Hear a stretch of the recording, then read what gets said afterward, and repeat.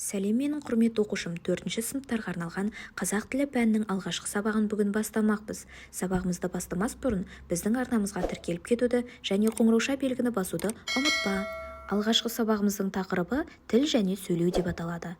Бүгінгі сабақта сен тыңдаған мәтін бойынша тірек сөздерді белгілеуді, тірек сөздердің көмегімен мәтіннің мазмұнын айтуды үйренетін боласың. Олай болса, алғашқы жаттығуға мән берейік. Мәтінді мұқият тыңдап, негізгі тұстарын белгілеп ал. Байлығым байтақ жерім, бақытты елім.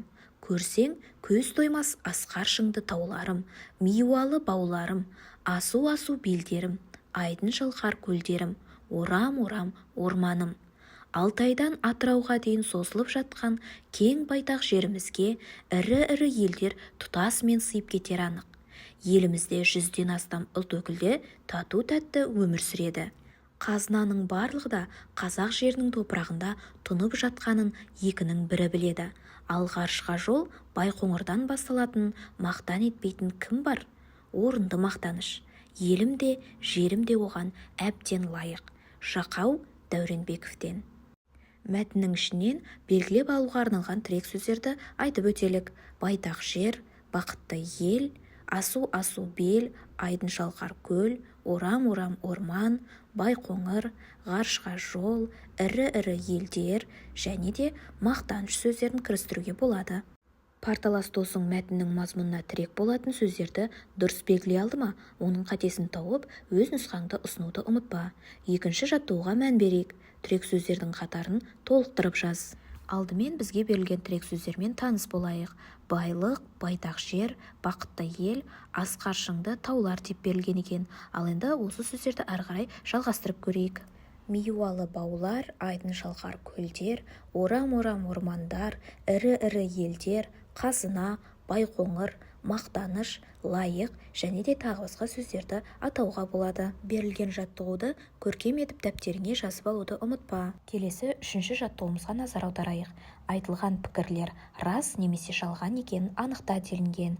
Бізге бірнеше сөйлем берілген екен, соны мәтінмен салыстыра отырып, рас немесе жалған екенін анықтайық.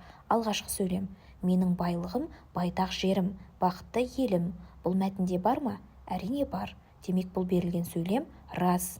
Екінші сөйлемге қарайық. Байтақ жерімді асқар шыңды таулар, миуалы бақтар, айдын шалқар көлдер, қалың ормандар құрайды делінген. Бұл мәтіннің ішінде кездеседі ме? Әрине кездеседі. Демек екінші сөйлеміміз де рас. Үшінші сөйлемге назар аударайық. Қазақ даласы Алтайдан Атырауға дейін созылып жатыр. Мәтіннің ішінде бұл сөйлемде кездеседі. Демек бұл үшінші сөйлеміміз де рас. Төртінші сөйлемімізге назар аударайық. 50-ден астам ұлт өкілдері бізбен бірге тату-тәтті өмір сүруде. Мәтіннің ішінде 100-ден астам ұлт өкілі тату-тәтті өмір сүреді делінген. Демек бұл жердегі берілген сөйлеміміз қате. Келесі 5-ші сөйлемімізге назар аударайық. Жер қойнауымыз алтын мен күміске, темір мен көмірге, мұнай мен газға бай. Берілген мәтініміздің ішінде бұл сөйлемде кездеседі. Демек бұл сөйлемде рас. 6-шы, мен жерімнің байлығын, елімнің бірлігін мақтан етемін. Берілген мәтіннің ішінде бұл сөйлемде кездеседі. Демек берілген сөйлеміміз рас. Келесі тапсырмамыз жалған пікірді дұрыс пікірге айналдырып жаз делінген. Бізде жалған пікіріміз тек бір ғана сөйлемде болған еді. Соны түзетіп жазайық. Елімізде 100-ден астам ұлт өкілі тату-тәтті өмір сүреді. Дәптеріңе түсіріп алуды ұмытпа. Келесі жаттығуымызға назар аударайық. 4-ші жаттығу. Оқы. Қазақстанның мемлекеттік тілі қай тіл? Мемлекеттік тіл қазақ тілі. Сен қай тілде сөйлейсің? Мен қазақ тілінде сөйлеймін. Диалогты парталасымен жалғастырып көр. Қазақстанның мемлекеттік рәміздерін аташы. Ту, елтаңба және әнұран. Қазақстанның астанасы қай қала? Қазақстанның астанасы Астана қаласы.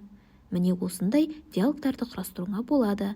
Диалогке қатысуда сөйлеудің қай түрі жүзеге асып жатыр деп ойлайсың? Ауызша ма, әлде жазбаша ма?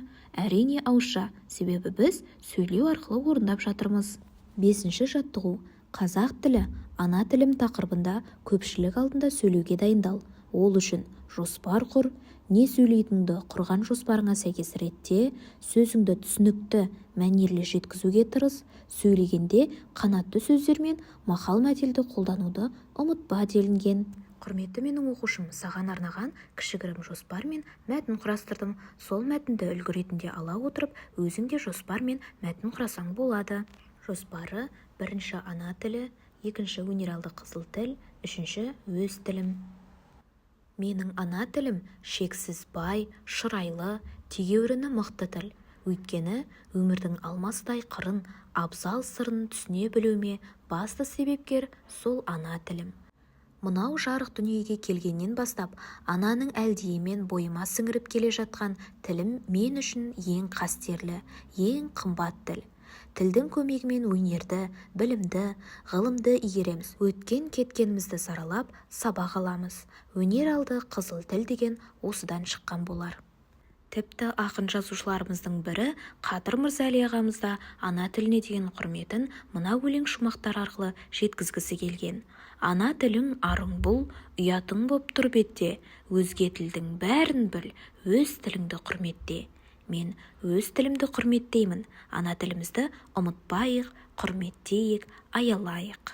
Міне осымен бүгінгі біздің сабағымыз аяқталды. Келесі сабақтарда жүздескенше оқушым.